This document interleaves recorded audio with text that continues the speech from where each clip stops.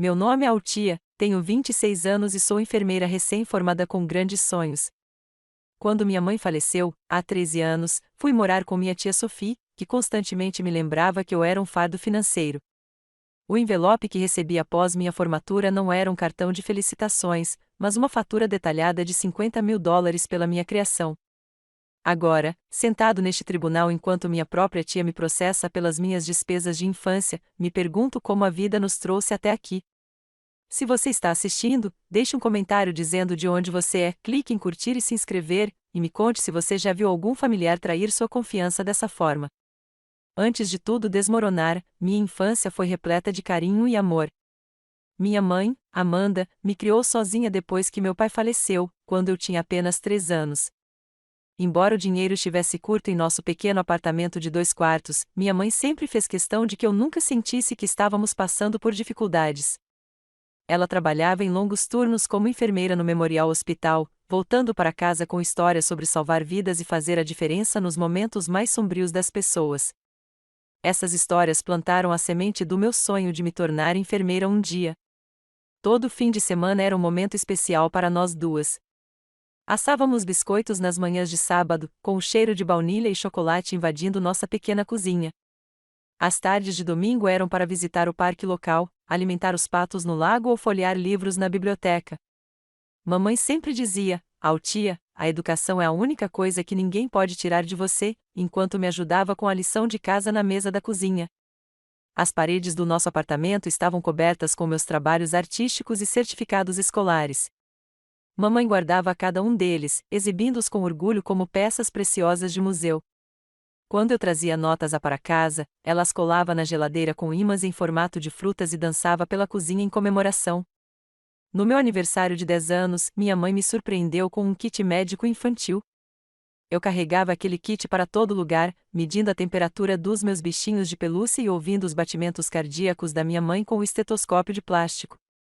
Um dia você vai usar um de verdade, ela dizia, com os olhos marejados de orgulho. Nossa vida não era perfeita, mas era nossa. Mamãe trabalhava horas extras durante os feriados para me proporcionar manhãs de Natal e comemorações de aniversário especiais. Ela me ensinou a valorizar o que tínhamos em vez de ansiar pelo que não tínhamos. A gratidão enriquece qualquer vida, ela me lembrava quando eu ocasionalmente reclamava de não ter os brinquedos mais modernos ou roupas elegantes como alguns dos meus colegas de classe. Tudo mudou no verão em que completei 12 anos. Minha mãe começou a voltar do trabalho mais exausta do que o normal. No início, ela atribuiu isso aos turnos extras, mas quando ela começou a perder peso rapidamente e desenvolveu uma tosse persistente, eu sabia que algo estava errado. Eu a pegava fazendo caretas de dor quando achava que eu não estava olhando, tomando analgésicos quando achava que eu estava dormindo. No dia em que ela finalmente foi ao médico, eu a esperei no apartamento da nossa vizinha, a senhora Thomas, trabalhando em um projeto de ciências, mas sem conseguir me concentrar. Quando a mamãe voltou, seu rosto me disse tudo antes mesmo que ela dissesse uma palavra. Câncer de pulmão em estágio 4, terminal, de 6 meses a 1 ano. Essas palavras atingiram nosso mundinho feliz como uma bola de demolição. Mamãe tentou manter a normalidade, mas nossos papéis se inverteram aos poucos. Comecei a preparar o jantar, lavar roupa e ajudá-la a dormir quando ela estava fraca demais para andar. Eu mantinha um caderno com o horário de seus medicamentos, protegendo-a ferozmente da sua energia minguante. A escola se tornou secundária à medida que me transformei na cuidadora da minha mãe.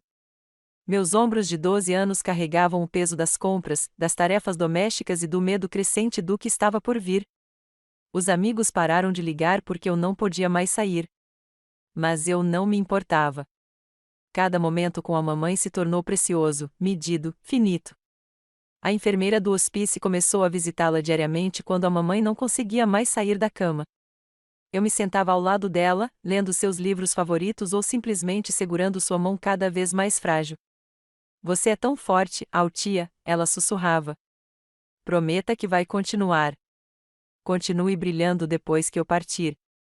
Numa tranquila manhã de terça-feira, apenas 3 semanas após meu aniversário de 13 anos, minha mãe deu seu último suspiro enquanto eu segurava sua mão. 1 hora depois, a enfermeira do hospício me encontrou ainda sentada ali, incapaz de me soltar. O mundo nunca pareceu tão vazio, tão vasto, tão assustador. O funeral foi um borrão de roupas pretas e olhares de pena. Fiquei paralisada enquanto pessoas que eu mal reconhecia me abraçavam e murmuravam chavões sobre minha mãe estar em um lugar melhor. Que lugar poderia ser melhor do que aqui comigo? Foi então que a tia Sofia apareceu. A irmã mais nova da minha mãe sempre fora distante, visitando-me apenas em raros feriados, com presentes caros e poucas conversas. Agora ela estava ao meu lado no funeral, com a mão no meu ombro, contando a todos como cuidaria da sua pobre sobrinha órfã. A assistente social se encontrou com Sophie e minha avó idosa, que morava em uma comunidade para idosos e não podia me acolher. Ficou decidido que eu iria morar com Sophie, seu marido Jack e sua filha Cassidy. Sophie pareceu atenciosa e preocupada diante das assistentes sociais, prometendo me dar um lar amoroso durante essa difícil transição. Enquanto eu guardava minha infância em caixas, encontrei uma carta que minha mãe havia me escrito, guardada no meu livro favorito. Lembre-se de quem você é, Altia. A vida vai te trazer tempestades, mas você tem força para superar todas elas. Eu te amarei para sempre, mesmo quando você não puder mais me ver. Guardei a carta no bolso, dei uma última olhada no nosso apartamento e entrei na minha nova vida, sem saber dos desafios que me aguardavam. A viagem até a casa da tia Sophie levou quase 3 horas, deixando para trás tudo o que me era familiar. Cada quilômetro aumentava a sensação de vazio no meu peito enquanto eu observava a minha cidade natal desaparecer no retrovisor do SUV de luxo da Sophie. Ela não falou muito durante a viagem, comentando ocasionalmente como minha vida seria diferente agora, como as coisas seriam muito melhores no bairro deles. Sophie e o tio Jack moravam em uma impressionante casa colonial de 2 andares, com colunas brancas imaculadas e um gramado impecavelmente cuidado. Minha prima Cassidy, de 15 anos e impecavelmente equilibrada, nos recebeu com um sorriso ensaiado que não chegou aos seus olhos. O tio Jack, um homem alto com uma expressão constante de leve desinteresse, me deu as boas-vindas brevemente antes de retornar ao seu escritório em casa. Este será o seu quarto, disse Sophie, abrindo a porta para um espaço no final do corredor, longe dos outros quartos. As paredes eram de um branco austero, os móveis básicos e claramente de segunda mão, em comparação com os vislumbres que eu tivera do quarto de Cassidy, com suas paredes rosa e móveis planejados. Podemos adicionar um pouco de cor mais tarde, talvez, acrescentou ela, pensando melhor. Naquela primeira noite, Sophie preparou um jantar especial e todos conversaram educadamente. O tio Jack perguntou sobre meus interesses, e Sophie até compartilhou algumas lembranças da minha mãe da infância deles. Por um momento, ousei esperar que talvez esse arranjo desse certo. A mudança veio gradualmente. No final da minha primeira semana, Sophie me apresentou regras da casa que pareciam não se aplicar a Cassidy. Eu tinha um toque de recolher rigoroso, tempo limitado para ir ao banheiro, horários de estudo específicos e uma lista de tarefas que aumentava a cada dia. Nesta casa, todos contribuem, explicou Sophie enquanto me entregava uma escova sanitária. Enquanto isso, Cassidy descansava na piscina do quintal, com suas próprias tarefas misteriosamente inexistentes. Meus pertences, que antes enchiam nosso apartamento, agora pareciam escassos, espalhados pelo quarto de hóspedes. Sophie vasculhou minhas caixas antes que eu pudesse desfazê-las, separando roupas que considerava muito gastas ou inadequadas. Quando perguntei sobre elas, ela disse: temos padrões neste bairro, Altia. Você representa a nossa família agora. A escola foi outra adaptação. Meus registros acadêmicos foram transferidos, mas nada mais foi transferido. Sem amigos, sem história, sem professores que conhecessem minhas capacidades. Fui colocada em turmas regulares, apesar de ter cursado programas avançados na minha escola anterior. Quando mencionei isso para Sophie, ela ignorou minhas preocupações. Não vamos nos precipitar. Você passou por um trauma. É melhor ir com calma. A primeira vez que realmente entendi meu lugar na casa foi quando comprei o material escolar. Cassidy ganhou um laptop novo, uma mochila de grife e tudo de primeira linha. Eu ganhei uma pasta de plástico, cadernos básicos e canetas da loja de $1. Temos que ter cuidado com as despesas, disse Sofia ao ver minha expressão. Sua mãe não deixou muito para você cuidar. Naquela noite, ouvi Sophie e Jack discutindo através das paredes finas. Os cheques da Previdência Social mal cobrem as despesas extras, ecoou a voz de Sophie. Você sabe quanto os adolescentes comem? Quanto custam as atividades deles? Ela é da família, Sophie, respondeu Jack, com a voz cansada e resignada. Família que está nos custando caro. Amanda sempre foi irresponsável, não planejando o melhor para a filha. Enterrei o rosto no travesseiro, as lágrimas escorrendo enquanto eu agarrava a carta da minha mãe. Os comentários sobre dinheiro se tornaram uma constante na vida com Sophie. Se eu ficasse pequena demais para as roupas, precisasse de material escolar ou até mesmo se comesse o que ela considerasse demais no jantar, eu me lembrava do fardo financeiro que representava. Você sabe quanto custa um aparelho? Ela murmurava quando o dentista os recomendava. Saímos sem agendar o tratamento ortodôntico. As inscrições para a faculdade custam $70 cada, reclamou ela quando levei para casa informações sobre universidades com cursos de enfermagem. Talvez uma faculdade comunitária seja mais apropriada para a sua situação. O contraste entre o meu tratamento e o de Cassidy se tornou mais pronunciado. Cassidy ganhou um carro de aniversário de 16 anos. Disseram-me que eu poderia conseguir um emprego para economizar para meu próprio transporte. O quarto de Cassidy era redecorado a cada estação. Minha colcha continuava do mesmo azul desbotado desde que cheguei. Cassidy frequentava aulas de dança, treinos de lacrosse e cursos preparatórios para o SAT. Disseram-me que tais extras não cabiam no meu orçamento. O tio Jack testemunhou tudo com uma aceitação passiva. Às vezes, ele me dava $20 ou se oferecia para me levar a algum lugar quando Sophie recusava, mas nunca questionou diretamente o tratamento que ela me dava. Sua tia está sob muita pressão, dizia ele, como se isso explicasse tudo. Durante todo esse tempo, a lembrança do calor da minha mãe se tornou um conforto e uma tortura. Eu fechava os olhos à noite e tentava me lembrar do som da risada dela, da sensação da mão dela afastando o cabelo do meu rosto. Essas lembranças me sustentaram durante a frieza de Sophie, durante a crueldade casual de Cassidy, durante a crescente consciência de que eu não era bem-vinda naquela casa. Comecei a passar mais tempo na biblioteca da escola, me voluntariando para qualquer atividade que me mantivesse longe do olhar crítico de Sophie. Participei de grupos de estudo, ajudei professores depois das aulas e descobri que o sucesso acadêmico poderia ser uma forma de escape. Se eu não pudesse ter amor, pelo menos poderia ter conquistas. Certa noite, enquanto limpava a cozinha conforme exigido pela minha lista de tarefas, acidentalmente derrubei a bolsa da Sophie. Enquanto recolhia o conteúdo derramado, encontrei uma carta da administração da Previdência Social endereçada a Sophie como minha tutora. Ela fazia referência aos benefícios mensais de sobrevivência que estavam sendo depositados para os meus cuidados. A quantia era substancial, muito mais do que Sophie havia insinuado ter recebido. Naquela noite, recoloquei cuidadosamente a foto da minha mãe no meu criado mudo, aquela que Sophie havia sugerido que eu guardasse para ajudar no processo de luto. Olhei nos olhos sorridentes da minha mãe e fiz uma promessa silenciosa. Eu resistiria. Eu teria sucesso. E um dia, eu escaparia. O ensino médio trouxe novos desafios, mas também oportunidades inesperadas. Apesar de Sophie ter menosprezado meu potencial acadêmico, lutei para ser colocada em turmas de destaque e rapidamente provei que meu lugar era ali. Meus professores de ciências notaram particularmente minha aptidão. E no segundo ano, entrei para o Clube de Ciências da Saúde, o primeiro passo em direção ao meu sonho de seguir os passos da minha mãe. Outra reunião do clube, Sophie perguntava com uma irritação disfarçada. Imagino que você também vai precisar de dinheiro para isso. Nunca mais pedi dinheiro. Em vez disso, consegui um emprego de meio período na Sweet Blossoms Bakery, 3 tardes por semana e sábados inteiros. A senhora Garcia, tornou-se um ponto positivo na minha vida, me dando doces extras na hora de fechar e ajustando minha agenda durante os períodos de provas. Meu primeiro salário parecia a liberdade em minhas mãos até que Sophie me encurralou na cozinha.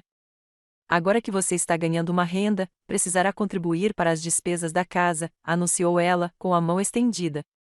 R$ 300 mensais parece justo para moradia e alimentação. O valor representava quase metade dos meus ganhos, mas entreguei sem reclamar. Brigar com Sophie só piorava as coisas, como eu já havia aprendido por experiência dolorosa. Mais tarde naquela noite, ouvi Sophie contando ao tio Jack como estava ensinando ao tio a ter responsabilidade financeira cobrando aluguel. Cassidy, agora veterana e autoproclamada rainha da escola, fazia questão de que todos soubessem que eu era sua prima beneficente. Ela espalhava histórias sobre a morte da minha mãe, embelezando detalhes para causar o máximo de pena ou, às vezes, zombaria, dependendo do público. Quando os meninos demonstravam interesse em mim, ela os alertava sobre minha origem familiar instável e prováveis problemas emocionais. Numa terça-feira chuvosa do penúltimo ano, fiquei até tarde para recuperar o tempo perdido em uma aula de química. Caminhando até o ponto de ônibus, percebi que tinha perdido o último. Enquanto me conformava com uma caminhada de 5 quilômetros sob a chuva torrencial, um carro parou ao meu lado. A senhora Jackson, minha professora de biologia avançada, abaixou o vidro da janela. Tia, entre antes que você se afogue. Durante o caminho para casa, a senhora Jackson fez perguntas sobre meu interesse em medicina, meus hábitos de estudo e meus planos para depois do ensino médio. Quando ela parou na casa de Sophie, hesitou antes de dizer: sabe, você me lembra de mim mesma na sua idade, determinada, focada, apesar dos obstáculos. Algo em seu tom de voz me fez olhar para cima bruscamente. A senhora Jackson sorriu gentilmente. Minha porta está sempre aberta se você precisar conversar sobre qualquer coisa. 2 semanas depois que Sophie confiscou metade do meu salário por contas de serviços públicos que uso em excesso, me vi na sala de aula da senhora Jackson durante o almoço. As palavras jorraram de mim: a manipulação financeira, a negligência emocional, a carta da Previdência Social que eu havia encontrado. A senhora Jackson ouviu sem interromper, com uma expressão cada vez mais preocupada. Você já considerou que sua tia pode estar usando indevidamente os fundos destinados aos seus cuidados? Perguntou ela finalmente. O pensamento me ocorreu, mas ouvi-lo de um adulto lhe deu legitimidade. O que posso fazer? Sou menor de idade. Ela é minha tutora. A resposta da senhora Jackson mudou tudo. Comece a documentar, mantenha registros e vamos analisar opções de bolsas de estudo que possam te tirar de lá depois da formatura. Com a orientação da senhora Jackson, comecei a pesquisar obsessivamente por bolsas de estudo para enfermagem. Entrei para todos os clubes que pudessem fortalecer minhas candidaturas, trabalhei como voluntária no hospital local aos domingos e mantive notas perfeitas, apesar de trabalhar quase 20 horas semanais. Certa noite, enquanto procurava um grampeador no escritório do tio Jack, descobri uma pasta com meu nome. Lá dentro, havia anos de extratos da Previdência Social mostrando depósitos mensais de mais de $1.000 para meus cuidados. Quase $60.000 haviam sido pagos a Sophie desde a morte da minha mãe. Mesmo assim, eu usava roupas de segunda mão, não tinha material escolar básico e me sentia culpada por cada pedaço de comida que consumia. Fotografei os documentos com as mãos trêmulas e, cuidadosamente, recoloquei tudo exatamente como havia encontrado. Naquela noite, enviei as fotos por e-mail para a senhora Jackson e para mim mesma, para o meu endereço de e-mail da escola, criando evidências que eu esperava nunca precisar usar. O último ano chegou com as inscrições para a universidade e a determinação silenciosa de escapar da casa da Sophie para sempre. A senhora Jackson me ajudou a me candidatar a todas as bolsas de estudo disponíveis, revisando minhas redações durante o horário de almoço e depois das aulas. Quando as cartas de aceitação começaram a chegar, Sophie as interceptou, apresentando cada uma delas comentários sobre o peso dos empréstimos estudantis e expectativas irreais. A grande sacada veio em abril, uma bolsa integral de enfermagem para a Universidade Estadual, incluindo moradia, alimentação e uma bolsa para livros. Quando o envelope grosso chegou, corri para verificar a correspondência antes que Sophie pudesse, escondendo a carta debaixo do meu colchão até conseguir ler todo o seu conteúdo. Naquela noite, liguei para a senhora Jackson com a notícia, minha voz mal contendo a excitação. Eu entendi. Estou livre. Minha cerimônia de formatura do ensino médio deveria ter sido uma celebração. Em vez disso, Sophie reclamou do custo da minha beca e capelo, do desperdício de anúncios e da inviabilidade do curso de enfermagem que eu havia escolhido. Cassidy, de volta do primeiro ano em uma faculdade particular cara, totalmente financiada pelos pais, revirou os olhos durante o monólogo de Sophie. Observei a plateia durante a cerimônia, decepcionada, mas não surpresa, ao encontrar a seção onde Sophie e Jack deveriam estar sentados vazia. Ao receber meu diploma, ouvi uma aclamação distinta vinda do fundo. Lá estavam a senhora Jackson ao lado da senhora Garcia, da padaria, ambas aplaudindo freneticamente. Após a cerimônia, a senhora Jackson me entregou uma pequena sacola de presente. Dentro havia um estetoscópio profissional, igual ao que minha mãe usava. O cartão dizia simplesmente: Sua mãe ficaria muito orgulhosa da mulher que você se tornou. Eu sei que estou. Pela primeira vez desde a morte da minha mãe, me senti vista, valorizada e defendida. Caminhando de volta para a casa da Sophie naquele dia, com o diploma na mão e o estetoscópio na bolsa, eu sabia que estava a poucas semanas de um novo começo. O dia em que me mudei para o dormitório da faculdade foi como respirar ar fresco depois de anos debaixo d'água. A universidade estadual ficava a apenas 65 quilômetros da casa de Sophie, mas parecia outro planeta. Meu quarto na residência universitária era pequeno, com móveis institucionais e paredes de concreto, mas representava algo inestimável: independência. Minha colega de quarto, Jasmine, chegou com os pais, que a ajudaram a desempacotar caixas e pendurar luzes de Natal no seu lado do quarto. Eles se ofereceram para ajudar com minhas coisas também, mas minha vida inteira cabia em 2 malas e uma mochila. Sophie me deixou na entrada do campus, sem nem se dar ao trabalho de estacionar. Manda mensagem quando estiver tudo certo, disse ela, já engatando a marcha. E lembre-se, sua bolsa não cobre férias. Precisaremos discutir a compensação caso você pretenda ficar conosco durante esse período. Jasmine e eu nos tornamos amigas rapidamente, apesar de nossas origens diferentes. Ela vinha de uma família amorosa que ligava para ela diariamente, enviava pacotes de cuidados e queria genuinamente saber sobre suas aulas. Quando percebeu que eu nunca recebia tais ligações ou pacotes, começou a compartilhar os dela sem comentar. Minha mãe sempre manda coisas demais, dizia ela, dividindo biscoitos ou artigos de higiene pessoal entre nós. A vida universitária exigia foco intenso. O programa de enfermagem era rigoroso, com aulas clínicas matinais, sessões de estudo noturnas e inúmeras provas práticas. Eu prosperava sob pressão, lembrando-me da dedicação da minha mãe aos seus pacientes. Para cobrir despesas não incluídas na minha bolsa, eu trabalhava na cafeteria do campus e fazia turnos de fim de semana em uma casa de repouso próxima. Entre aulas, trabalho e estudos, eu mal tinha tempo para pensar na Sophie, que era exatamente como eu queria. Quanto menos contato, melhor. Mesmo assim, as férias se aproximavam no calendário como nuvens negras. Antes do feriado de Ação de Graças do meu primeiro ano, Sophie ligou com expectativas para minha visita. Como você não está mais contribuindo financeiramente, precisaremos de uma compensação pela sua estadia. $300 pela semana parece justo. Comida não é de graça, Altia. Engoli em seco, calculando quantos turnos extras eu precisaria para poder voltar para casa no feriado. Jasmine, ouvindo minha parte da conversa, esperou até eu desligar antes de dizer: venha para casa comigo. Meus pais adorariam te receber. Aquele dia de Ação de Graças foi o primeiro de muitos feriados passados com a família de Jasmine. Os Parker me receberam sem questionar, incluindo-me em fotos e tradições familiares como se eu sempre tivesse estado presente. A senhora Parker, ao saber dos meus estudos em enfermagem, compartilhou histórias de sua própria carreira como fisioterapeuta.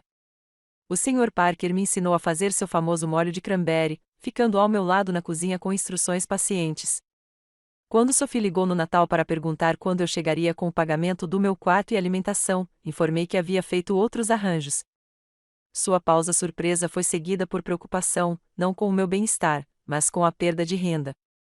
O semestre da primavera trouxe novos desafios e oportunidades.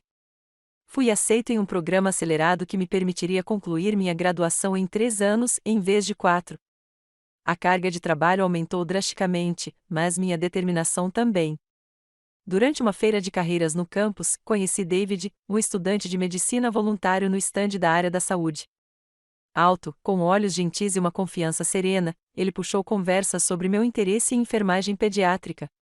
Em pouco tempo, estávamos nos encontrando para um café entre as aulas, conversando por horas sobre ética na saúde, defesa do paciente e nossas jornadas pessoais até a medicina. Meu pai é cirurgião, explicou David durante um dos nossos encontros para um café. Ele esperava que eu seguisse exatamente os passos dele, mas me interesso por clínica geral em comunidades carentes. Há anos que discordamos sobre isso. Sua compreensão da pressão familiar criou um vínculo entre nós que se aprofundava a cada conversa. Quando finalmente contei a história completa do tratamento de Sophie, ele ouviu sem julgar e então me fez a pergunta que pairava na minha mente há anos: você já considerou que o que ela fez pode ser ilegal? Os benefícios da Previdência Social para filhos sobreviventes visam sustentar a criança, não complementar a renda do tutor. Durante as férias de primavera do meu segundo ano, em vez de aceitar outro convite da família de Jasmine, fiquei no campus para pesquisar. A biblioteca quase vazia se tornou meu segundo lar enquanto eu vasculhava sites e fóruns jurídicos em busca de situações semelhantes. O que descobri me deixou perplexo. Tutores que se apropriam indevidamente de benefícios de sobrevivência podem enfrentar sérias consequências legais, incluindo acusações de fraude. Marquei uma consulta com o escritório de assistência jurídica da universidade, levando cópias dos extratos de previdência social que fotografei no escritório do tio Jack. O advogado estudantil que analisou meu caso parecia cada vez mais sério enquanto eu explicava a situação. Isso não é apenas antiético, disse ele finalmente. É potencialmente criminoso. Sua tia tinha a responsabilidade fiduciária de usar esses fundos em seu benefício direto. Quais são minhas opções? Perguntei, com o coração disparado. Você poderia registrar uma queixa, possivelmente buscar a recuperação dos fundos, mas isso significaria uma ação judicial contra sua tia. Ele observou meu rosto. É um grande passo. Pense bem. Saí do consultório com recursos e informações, mas sem uma decisão clara. Naquela noite, liguei para a Sra. Jackson, que sempre foi uma mentora confiável durante meus anos de faculdade. Você não precisa decidir nada agora, ela me aconselhou. Concentre-se nos seus estudos. Documente tudo.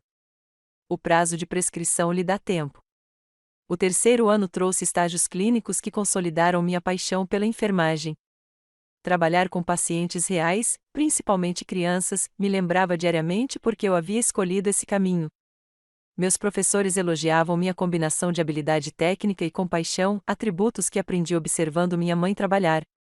David e eu nos aproximamos, apoiando um ao outro durante as provas e as sessões de estudo até altas horas da noite. Quando ele me convidou para conhecer seus pais nas férias de verão, aceitei com apenas um leve receio. Ao contrário de Sophie, o doutor e a senhora Hoffman me receberam calorosamente, fazendo perguntas atenciosas sobre meus estudos e objetivos. A tia tem o maior GPA do programa de enfermagem, anunciou David orgulhosamente durante o jantar. O Dr. Hoffman ergueu o copo em um brinde. A excelência e a compaixão na área da saúde. O mundo precisa de mais profissionais como vocês dois. O contraste entre a família de David e a minha experiência com Sophie não poderia ter sido maior. Naquela noite, deitado no confortável quarto de hóspedes da casa dos Hoffman, finalmente me permiti reconhecer toda a extensão da traição de Sophie. Não se tratava apenas de dinheiro. Tratava-se de me negar o amor e o apoio que uma criança merece depois de perder seu único pai. À medida que a formatura se aproximava, as ofertas de emprego começaram a chegar, graças ao meu histórico acadêmico e às recomendações entusiasmadas de supervisores clínicos. Aceitei uma vaga na unidade de terapia intensiva pediátrica do Children's Memorial Hospital, com um salário inicial que finalmente me proporcionaria verdadeira estabilidade financeira. 2 semanas antes da formatura, David me pediu em casamento durante um piquenique no lago do campus, onde tivemos nosso primeiro encontro de verdade. O anel de safira vintage pertencer à avó dele, explicou ele, e lhe fora dado com a bênção dela depois que ela me conheceu durante um jantar em família. Você não precisa responder imediatamente, disse ele, percebendo minha expressão chocada. Sei que nós dois estamos começando nossas carreiras e que o momento é complicado. Beijei-o, com lágrimas escorrendo pelo meu rosto. Sim, com certeza. Sim. A vida finalmente estava tomando forma de acordo com meus próprios planos, não com as restrições ou limitações de Sophie. Enquanto me preparava para a formatura, para o meu novo emprego, para um futuro com David, acreditei que o capítulo com Sophie estava encerrado. Eu estava enganada. O dia da minha formatura amanheceu brilhante e claro, uma manhã de maio perfeita que parecia simbolizar o meu novo começo. Jasmine e eu nos ajudamos a vestir nossas becas e capelos, tirando dezenas de fotos em nosso dormitório pela última vez. Os parqueiros chegaram cedo, trazendo flores e abraços. David e seus pais trouxeram uma sacola de presente contendo um lindo jaleco novo com a tia Marshall, enfermeira registrada bordado no bolso. Quando nos reunimos do lado de fora do auditório, avistei um trio inesperado se aproximando: Sophie, tio Jack e Cassidy, todos vestidos com o que reconheci como suas roupas de aparição pública. O sorriso de Sophie era largo, mas não alcançava seus olhos. Não perderíamos o grande dia da nossa tia, anunciou ela em voz alta o suficiente para que as famílias próximas ouvissem, enfatizando possessivamente o nós. Ela me deu um beijo no rosto enquanto sussurrava: precisamos conversar depois da cerimônia. Durante toda a formatura, pude sentir o olhar de Sophie em mim.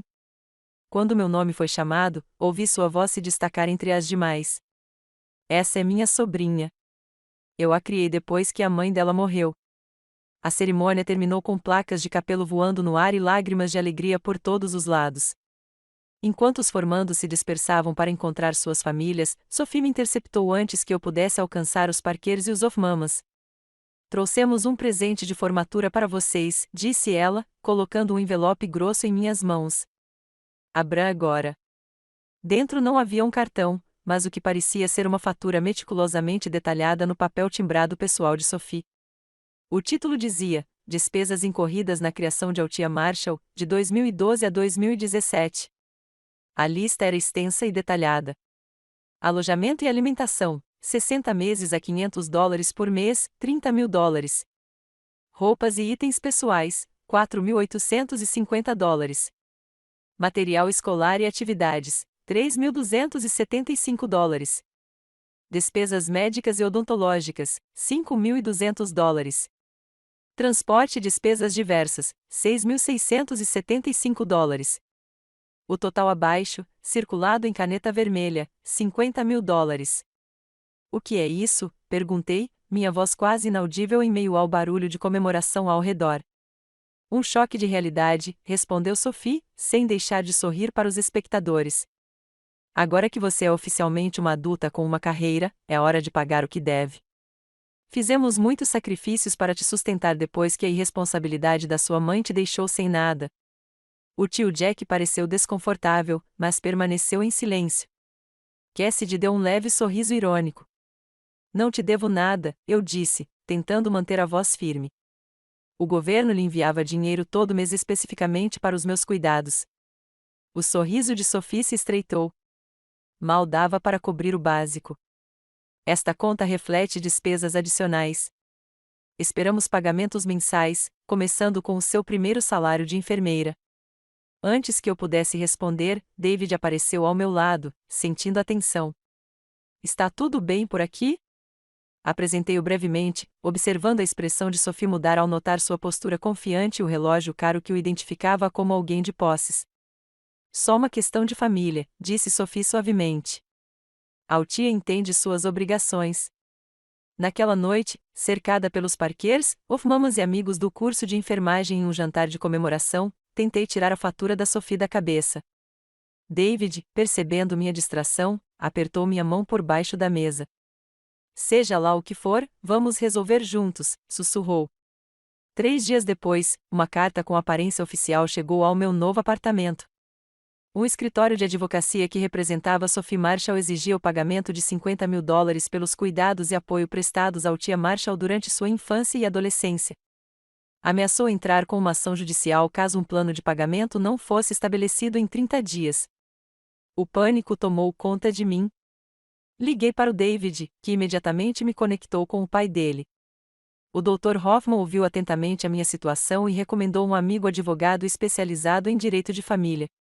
Não responda nada ainda, aconselhou. Vamos buscar orientação profissional primeiro.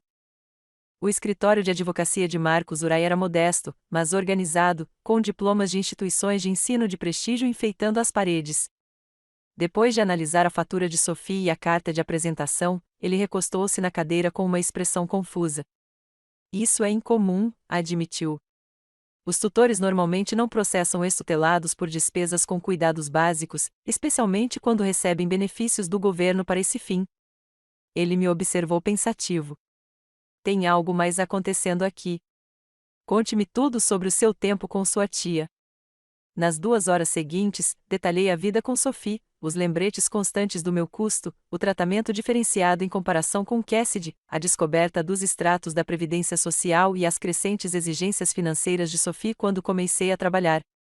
Marcos tomou notas extensas, ocasionalmente fazendo perguntas esclarecedoras. Quando terminei, ele fechou o caderno com decisão. Eu aceito seu caso, disse ele. E acho que você não vai ficar devendo um centavo à sua tia quando terminarmos. As semanas seguintes foram uma correria de preparação jurídica. Marcos entrou com uma reconvenção negando o direito de Sofia ao reembolso. Ele também solicitou registros financeiros relacionados ao patrimônio da minha mãe e quaisquer benefícios recebidos em meu nome. Durante esse processo, descobrimos informações surpreendentes. Minha mãe tinha um modesto seguro de vida, me nomeando como beneficiária. Os fundos deveriam ter sido depositados em um fundo fiduciário em meu benefício. Além disso, havia uma pequena herança dos meus avós maternos da qual eu nunca fui informada.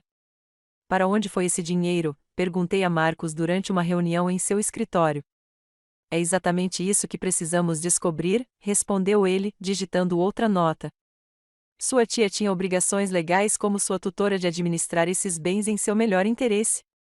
2 meses após a demanda inicial de Sophie, recebemos a notificação de uma data para o julgamento. O processo estava avançando, com Sophie pedindo o pagamento integral de $50.000, mais os honorários advocatícios. Marcos pareceu estranhamente satisfeito com o desenrolar dos fatos. Agora teremos a descoberta, explicou ele, poder legal para exigir registros financeiros que ela, de outra forma, poderia reter. Por meio de solicitações formais de descoberta, Marcos obteve extratos bancários, declarações de imposto de renda e registros de benefícios das contas de Sophie durante minha estadia em sua casa. O que eles revelaram foi chocante. Sophie não só recebeu mais de $1.000 mensais de benefícios de sobrevivência da Previdência Social, como também recebeu o pagamento do seguro de vida e o dinheiro da herança. O valor total que deveria ter sido usado para meus cuidados ou mantido em custódia, quase $190.000. Ela gastou tudo, disse Marcos, sério, revisando a análise financeira. E agora ela está processando você por mais. Como isso é possível? Perguntei, olhando para os números. Como ela pôde legalmente pegar todo esse dinheiro? Ela não conseguiu. É esse o ponto. Marcos começou a organizar os documentos em uma pasta de julgamento. Sua tia não apenas deixou de prover o sustento adequado para você usando fundos especificamente destinados a esse fim. Ela potencialmente cometeu fraude. À medida que a data do julgamento se aproximava, eu lutava para conciliar a preparação para o caso com o início do meu novo emprego no Children's Memorial. David me deu apoio inabalável, acompanhando-me às reuniões com Marcos e me ajudando a pesquisar casos semelhantes. Na noite anterior ao julgamento, eu não conseguia dormir. As lembranças da minha mãe me inundaram, suas mãos gentis verificando minha temperatura quando eu estava doente, seu sorriso orgulhoso nos eventos da escola, seus sussurros de incentivo quando as tarefas pareciam difíceis demais. O que ela pensaria de tudo isso? Sussurrei na escuridão do meu quarto. Estou tentando ser forte, mãe. Espero que você se orgulhe de quem eu me tornei, apesar de tudo. Na manhã seguinte, vesti-me cuidadosamente com um vestido azul marinho conservador e saltos baixos, tendo como única joia os pequenos brincos de pérola da minha mãe. David me levou até o tribunal, onde Marcos esperava na escadaria com um sorriso confiante. Pronta? Perguntou ele. Respirando fundo, assenti. Pronta. O Tribunal do Condado era um imponente edifício de tijolos com colunas de mármore e pé direito alto que amplificava cada passo. David e Jasmine me ladeavam enquanto passávamos pela segurança, sua presença nos proporcionando uma força silenciosa. Marcos nos conduziu a um banco de madeira polida do lado de fora da sala C, onde aguardamos a convocação do nosso caso. Do outro lado do corredor, Sophie, tio Jack e Cassidy estavam sentados com seu advogado, um homem elegante, de terno caro, que não parava de olhar para seu relógio de ouro. Sophie havia se vestido para a ocasião com um tailleur creme conservador que gritava cidadão respeitável. Quando nossos olhares se encontraram brevemente, ela me lançou um sorriso breve e confiante que me arrepiou. Todos esses anos, sussurrei para David. Ela me fez sentir como se eu estivesse tirando comida da mesa dela, vestindo roupas que ela mal tinha condições de fornecer. E todo esse tempo. Não se concentre nela, aconselhou Marcos, ouvindo por acaso. Hoje é sobre fatos, não sentimentos. Deixe as evidências falarem. Às 9h30, o oficial de justiça chamou nosso caso. Marshall versus Marshall, presidindo a juíza Rievo Odson. O tribunal era menor do que eu imaginava, com apenas alguns espectadores espalhados entre os bancos. A juíza Woodson, uma mulher afro-americana de 60 e poucos anos, com cabelos grisalhos e olhar penetrante, assentiu rapidamente enquanto tomávamos nossos lugares. Revisei os autos deste caso, ela começou. A senhora Sophie Marshall está processando sua sobrinha, Altia Marshall, pelo reembolso das despesas com a criação dos filhos no valor de $50.000, mais honorários advocatícios. A senhorita Altia Marshall apresentou uma reconvenção. Vamos prosseguir com as alegações iniciais. O advogado de Sophie, Sr. Daniels, foi o primeiro a se aproximar do tribunal. Sua voz era suave como manteiga enquanto ele descrevia Sophie como uma parente altruísta que interveio após uma tragédia, sacrificando-se financeiramente para proporcionar um lar estável para sua sobrinha órfã. Meritíssimo, minha cliente abriu sua casa e seu coração quando sua irmã faleceu tragicamente, deixando uma filha de 13 anos sem recursos e sem provisões para cuidar dela. Por 5 anos, os Marshall forneceram comida, abrigo, roupas, apoio educacional e estabilidade emocional durante um período difícil. Ele gesticulou dramaticamente em direção a Sophie, que havia adotado uma expressão de santa paciência. Eles fizeram isso sem reclamar, meritíssimo, apesar do significativo fardo financeiro que isso representava para a família deles. Agora que a senhorita Altia Marshall conseguiu um emprego lucrativo como enfermeira registrada, meu cliente simplesmente pede uma compensação razoável por essas despesas extraordinárias. Marcos tomava notas durante todo o processo, com uma expressão neutra. Quando chegou sua vez, ele se aproximou do banco com calma e confiança. Meritíssimo, este caso não se trata de indenização por despesas com cuidados infantis.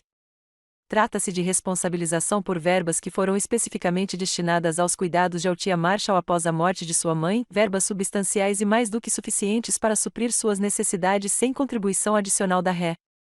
O juiz Woodson inclinou-se ligeiramente para a frente. O senhor está se referindo a benefícios de sobrevivência. Sim, meritíssimo, e mais.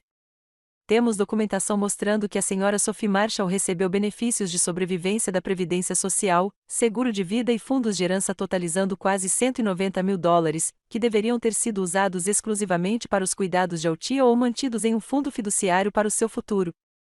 Um pequeno murmúrio percorreu o tribunal. A fachada serena de Sophie cedeu um pouco quando ela sussurrou com urgência para o advogado. Essa é uma alegação séria, advogado, observou o juiz Woodson. Preciso ver essa documentação. Vamos prosseguir com o depoimento. Sophie foi a primeira a depor, descrevendo como me resgatou de um possível lar adotivo após a morte da minha mãe. Ela detalhou os sacrifícios que sua família fez, Cassidy dividindo a casa com uma prima que ela mal conhecia, férias em família reduzidas devido às despesas com outro filho, o trabalho emocional de ajudar uma adolescente em luto a se adaptar. O Sr. Daniels apresentou dramaticamente a fatura detalhada de Sophie, detalhando cada categoria de despesa. Sophie assentiu com sinceridade enquanto ele destacava itens particularmente caros, aparelhos ortodônticos que eu precisava, mas nunca recebi, equipamentos esportivos para atividades das quais nunca participei, aulas particulares que nunca me foram oferecidas. E os benefícios da Previdência Social que você recebia cobriam essas despesas? Perguntou o Sr. Daniels. Sophie balançou a cabeça solenemente. Nem de longe. O benefício mensal mal cobria a alimentação dela. Todo o resto vinha do nosso bolso. Quando Marcos foi interrogado, sua abordagem foi metódica. Ele nomeou Sophie minha tutora legal, responsável por administrar quaisquer bens ou benefícios para o meu bem-estar. Em seguida, começou a apresentar provas, extratos bancários com depósitos regulares da Previdência Social, documentos referentes ao seguro de vida da minha mãe e registros da herança dos meus avós. Senhora Marshall, pode explicar por que está alegando dificuldades financeiras quando os registros mostram que recebeu mais de $1.000 mensais destinados especificamente para os cuidados de Altia? Sophie se remexeu, desconfortável. Isso não é verdade. O valor da Previdência Social era bem menor. Marcos apresentou outro documento. Esta declaração da Administração da Previdência Social confirma pagamentos mensais de $1.235 pagos a você como tutora de Altia. Além disso, você recebeu um pagamento único de seguro de vida de $65.000 e fundos de herança de $15.000, ambos legalmente obrigatórios para serem usados em benefício de Altia. Para onde foram esses fundos? A compostura de Sophie se desfez ainda mais. Houve muitas despesas. As despesas domésticas aumentaram substancialmente. Tivemos que nos mudar para uma casa maior para acomodá-la. Senhora Marshall, continuou Marcos, durante os 5 anos em que a tia morou com a senhora, esses fundos totalizaram aproximadamente $190.000. No entanto, a senhora lhe forneceu roupas de segunda mão, negou-lhe tratamento ortodôntico, fez com que ela trabalhasse para pagar suas próprias necessidades básicas e agora alega que ela lhe deve mais $50.000. Pode explicar essa discrepância? O advogado de Sophie se opôs repetidamente, mas a juíza Woodson permitiu a maioria das perguntas de Marcos, com sua expressão cada vez mais preocupada à medida que as respostas de Sophie se tornavam mais evasivas. Quando chegou a minha vez de testemunhar, concentrei-me em fatos em vez de emoções, o tratamento diferente em comparação com Cassidy, a obrigação de pagar aluguel com o salário do meu trabalho de meio período, a falta de apoio para despesas educacionais e a descoberta de extratos de benefícios no escritório do tio Jack. O interrogatório do Sr. Daniels tentou me retratar como ingrata e arrogante. Não foi generoso da parte dos Marshalls acolhê-la em vez de mandá-la para um orfanato? Você não acha que lhes deve algo pelo teto sobre sua cabeça por 5 anos? Antes que eu pudesse responder, o juiz Woodson interrompeu. Advogado, a questão de saber se o menor deve a um tutor legal as necessidades básicas é inapropriada. A tutora aceitou voluntariamente a responsabilidade legal, juntamente com os benefícios concedidos para o cuidado da criança. A juíza solicitou um breve recesso após a conclusão dos depoimentos. Quando o julgamento foi retomado, ela havia revisado toda a documentação financeira fornecida por ambas as partes. Já viu o suficiente, anunciou a juíza Woodson, tirando os óculos de leitura. Senhora Marshall, por favor, a senhora poderia se aproximar do tribunal? Sophie se levantou trêmula, sua confiança anterior evaporada. Senhora Marshall, como tutora legal de Altia, a senhora tinha o dever fiduciário de usar todos os fundos destinados aos cuidados dela, seja para atender às suas necessidades imediatas ou para preservá-los para o futuro. As provas apresentadas hoje sugerem que a senhora não fez nenhuma das duas coisas. A juíza folheou os documentos antes de continuar, com a voz severa. Você recebeu aproximadamente $190.000 destinados ao benefício de Altia. Com base no seu próprio depoimento e nas provas apresentadas, parece que esses fundos foram misturados às suas contas pessoais e usados principalmente para as despesas da sua família, não as de Altia. Sophie tentou interromper, mas a juíza Woodson levantou a mão. Ainda não terminei. Você não só aparentemente desviou esses fundos indevidamente, como agora teve a audácia de processar sua sobrinha por mais dinheiro, alegando despesas que deveriam ter sido mais do que cobertas pelos benefícios que você recebeu. Ela se virou para se dirigir a todo o tribunal, com a voz cheia de autoridade. Estou rejeitando a alegação da senhora Marshall com preconceito. Além disso, estou encaminhando este caso ao Ministério Público para investigação de possível uso indevido de benefícios da Previdência Social e violação do dever fiduciário. O tribunal irrompeu em murmúrios. David apertou minha mão com tanta força que quase doeu. Jasmine enxugou as lágrimas. O juiz Woodson continuou: Senhorita Altia Marshall, a senhora tem o direito de buscar a recuperação civil dos fundos desviados, se desejar. Meu escrivão fornecerá informações sobre esse processo, caso a senhora decida prosseguir. Com um último golpe de martelo, tudo acabou. Sophie ficou imóvel junto ao banco, com o rosto pálido. Tio Jack olhava para o chão enquanto Cassidy digitava freneticamente em seu celular. Ao sairmos do tribunal, Marcos abriu um largo sorriso. Parabéns. Não poderia ter sido melhor. O que acontece agora? Perguntei, ainda processando as palavras do juiz. Isso é com você, respondeu Marcos. Você pode tentar recuperar os fundos, mas isso significaria outra batalha judicial, ou pode considerar isso encerrado e seguir em frente com sua vida. David passou o braço em volta dos meus ombros. Seja qual for a sua decisão, você não está sozinho. Olhando para trás, para Sophie sendo consolada por seu advogado, não senti nenhum triunfo, apenas uma profunda tristeza pelo que poderia ter sido, o apoio familiar que me foi negado, o amor que deveria ter se seguido à morte da minha mãe. Mas também senti algo mais, liberdade da culpa e da obrigação que Sophie me impôs por anos. Do lado de fora do tribunal, sob a luz brilhante do sol, tomei minha decisão. Não quero o dinheiro deles. Só quero encerrar este capítulo e começar a minha própria vida. Marcos assentiu, compreensivo. Às vezes, a vitória que mais importa não é financeira. É a verdade sendo reconhecida. Enquanto descíamos a escadaria do tribunal, notei uma figura familiar esperando perto do fundo. A senhora Jackson, minha professora de biologia e mentora no ensino médio, tinha vindo me apoiar. A presença dela foi a validação final de que eu precisava, um lembrete de que uma família verdadeira nem sempre é definida pelo sangue. Os dias que se seguiram ao julgamento trouxeram uma estranha mistura de emoções: alívio, vingança, tristeza persistente e uma nova sensação de liberdade. David me levou para a casa do tribunal em silêncio pensativo, ocasionalmente apertando minha mão quando as palavras pareciam inadequadas. Jasmine e os Parkers organizaram uma pequena reunião no meu apartamento, sua maneira de demonstrar apoio sem celebrar explicitamente o que, em sua essência, havia sido uma tragédia familiar. Enquanto os amigos compartilhavam comida e conversavam tranquilamente, fui até minha pequena varanda para um momento a sós. O sol poente lançava longas sombras sobre a cidade, um lembrete visual de que um capítulo estava terminando enquanto o outro começava. Meu celular vibrou com uma mensagem da Sophie.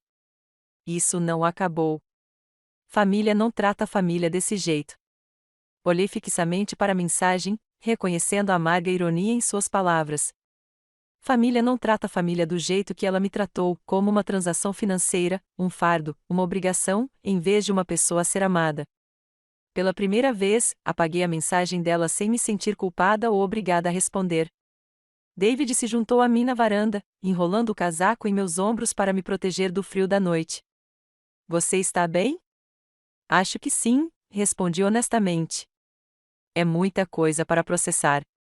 Na manhã seguinte, comecei meu primeiro plantão oficial no Hospital Memorial Infantil.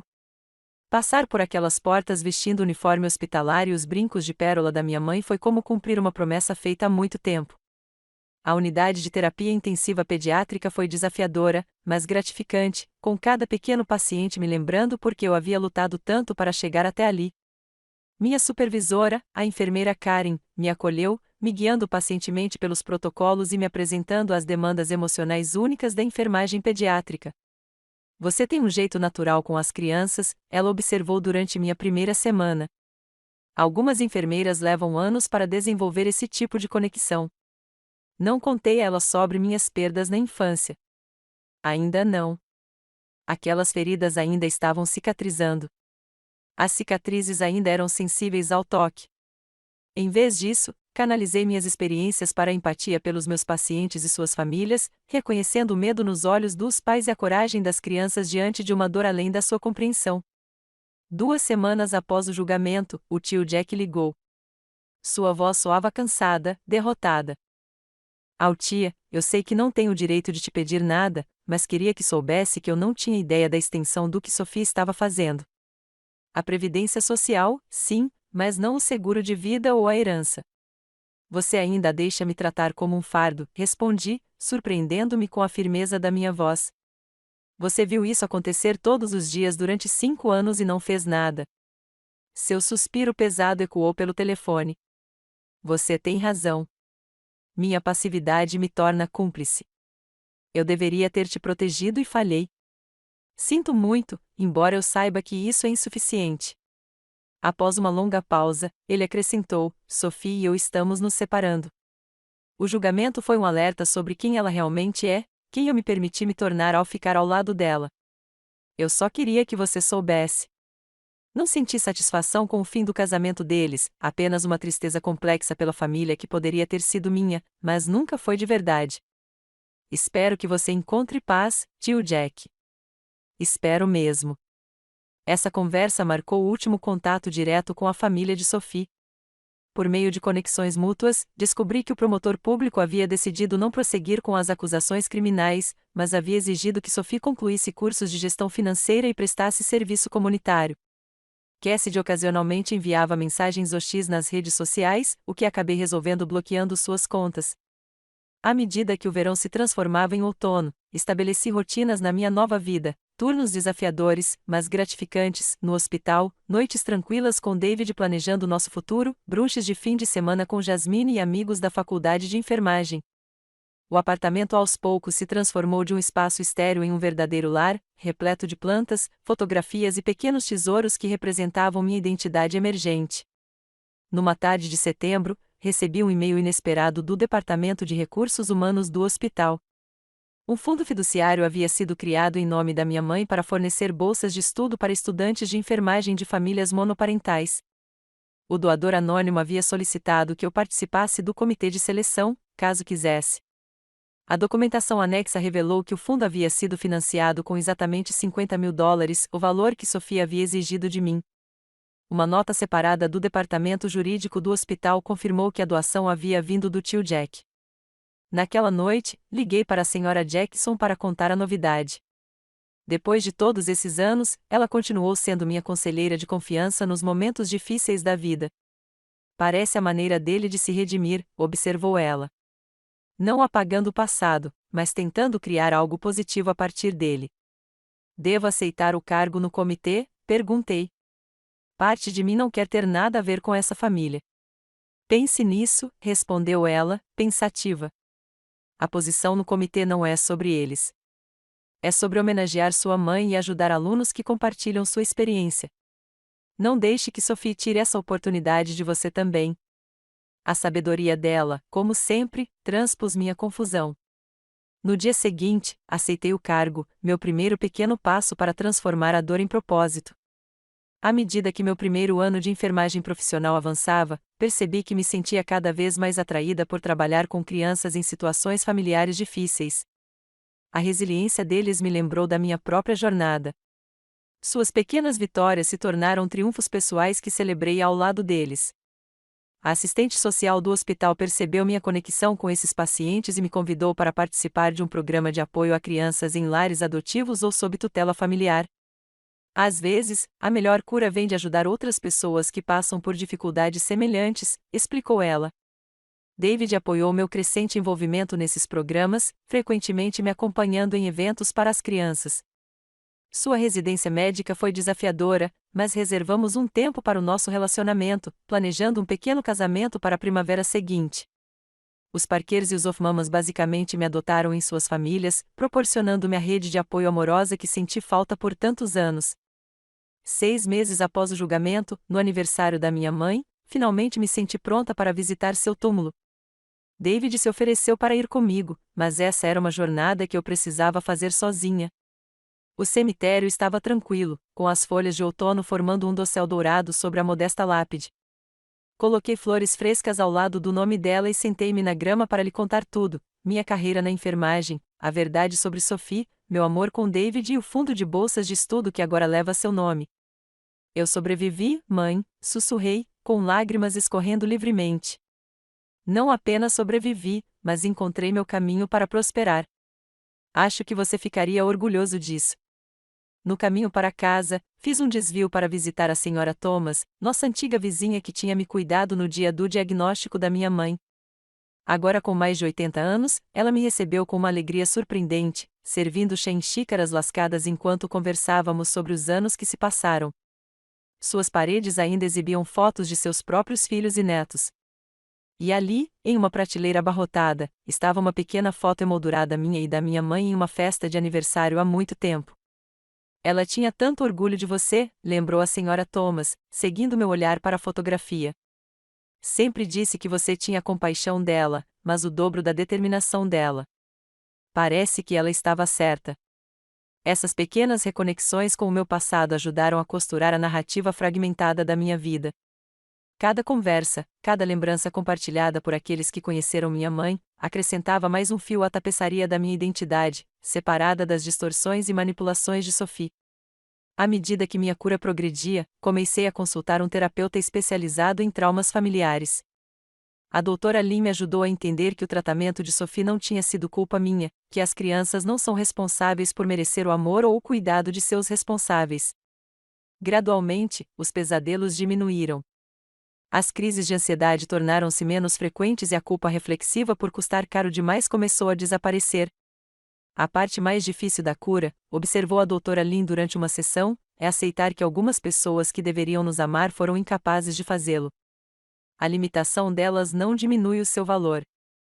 Essas palavras se tornaram um mantra em momentos difíceis. Um lembrete de que a frieza de Sophie refletia seu caráter, não meu valor. Um ano após o julgamento, recebi um pacote inesperado. Dentro estava o broche de enfermagem da minha mãe, usado na formatura dela, junto com várias fotos que eu pensava estarem perdidas para sempre. Um breve bilhete do tio Jack explicava que ele os encontrara guardados enquanto se mudava para seu novo apartamento. Aquele pequeno broche de latão tornou-se um talismã que eu carregava no bolso durante os turnos difíceis, uma conexão tangível com a mulher cujo amor me moldou muito mais profundamente do que a negligência de Sophie jamais conseguiria. A vida continua a se desenrolar de maneiras esperadas e surpreendentes.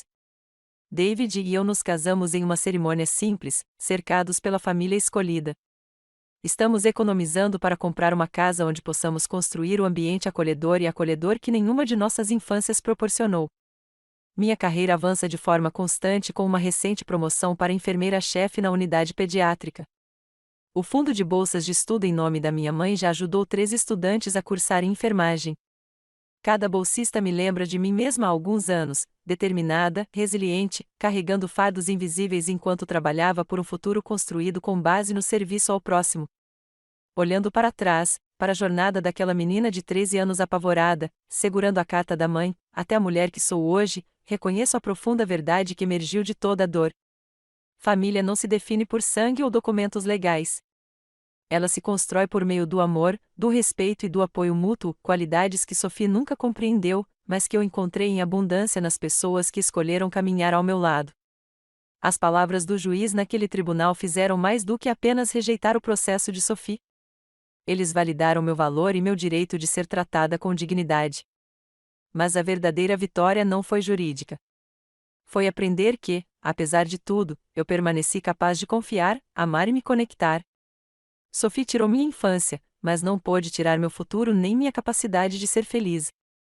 Se você está assistindo a isso e sofrendo com uma família que te trata como um fardo em vez de uma bênção, saiba que seu valor não é determinado pelas limitações deles. Uma família verdadeira enxerga seu valor sem calcular seu custo. Às vezes, precisamos criar essa família para nós mesmos, construindo conexões baseadas no respeito mútuo, em vez de na obrigação. Você já precisou redefinir o conceito de família na sua vida? Compartilhe sua história nos comentários abaixo.